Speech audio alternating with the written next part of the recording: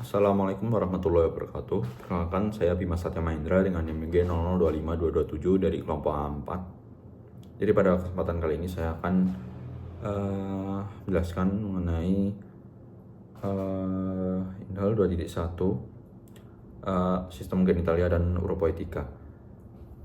Untuk soalnya, seorang perempuan berusia 25 tahun baru saja menikah sekitar 3 bulan yang lalu. Sejak awal pernikahan, keduanya memiliki keinginan kuat untuk segera memiliki keturunan. Untuk soal yang pertama, jelaskan alur perjalanan oosit sejak dilepaskan dari ovarium sampai mencapai cavum uteri. Lalu untuk soal kedua, jelaskan di mana lokasi fertilisasi yang paling sering terjadi. Untuk soal ketiga, jelaskan mengapa daerah fornix posterior memiliki nilai klinis penting. Kemudian kaitkan dengan prosedur seperti kuldosentesis dan kolpotomi. Untuk yang pertama, alur perjalanan oosit. Jadi setelah proses ovulasi atau pelepasan sel telur atau oosit dari ovarium, oosit akan menempuh perjalanan melalui tuba uterina menuju ke cavum uteri atau bisa disebut rongga rahim. Untuk alurnya, yang pertama di fimbriae, itu struktur yang berbentuk rumbai di ujung tuba uterina yang bergerak menyapu permukaan ovarium untuk menangkap oosit yang baru saja dilepaskan.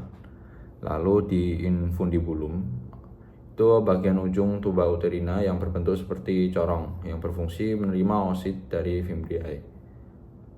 Lalu untuk ampula itu, lalu lanjut ke ampula, itu bagian tuba uterina yang berdinding tipis, paling lebar dan paling panjang.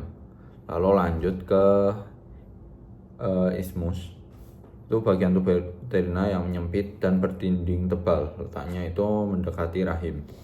Lalu lanjut ke pars intramuralis, itu segmen saluran pendek yang menembus ketebalan dinding otot rahim atau myometrium. Lalu yang terakhir cavum uteri, yang terakhir oosit lanjut ke cavum uteri, itu rongga utama rahim. Jika oosit berhasil dibuahi menjadi embrio, ia akan menanamkan diri atau implantasi di dinding rongga ini. Jika tidak dibuahi, oosit akan luruh bersama dinding rahim saat menstruasi. Lalu untuk lokasi paling sering terjadinya fertilisasi atau soal nomor 2. Jadi fertilisasi atau pembuahan oosit oleh sel sperma itu paling sering terjadi di ampula tuba uterina.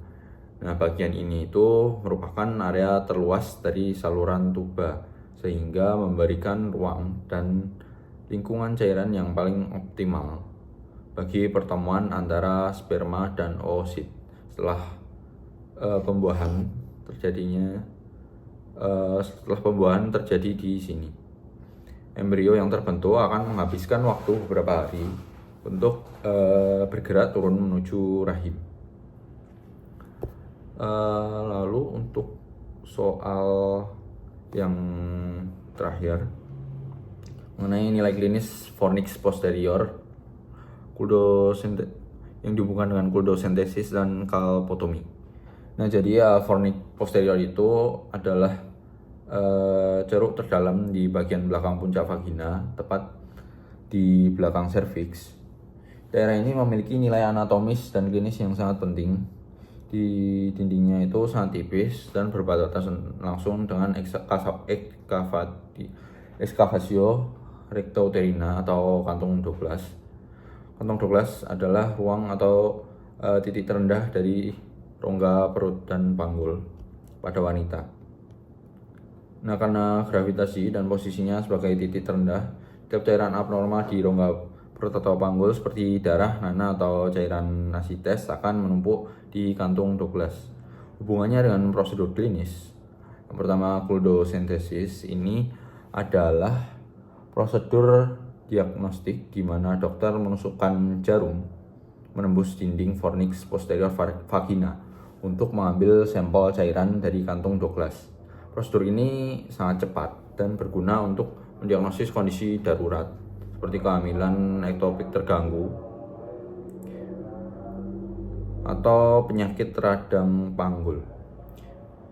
Jadi untuk kehamilan ektopik terganggu itu jika jarumnya menyedot darah yang tidak membeku.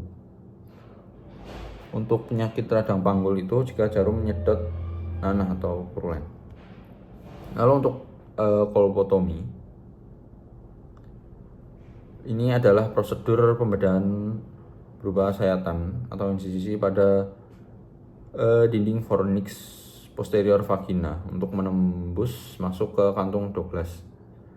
Nah, prosedur ini sering dilakukan untuk mengalirkan kumpulan nanah di panggul yang terkumpul di kantung Douglas agar keluar melalui vagina atau sebagai akses bedah minimal invasif menuju organ panggul. Baik, mungkin sekian yang dapat saya sampaikan. Apabila ada salah kata mohon maaf. Wassalamualaikum warahmatullahi wabarakatuh.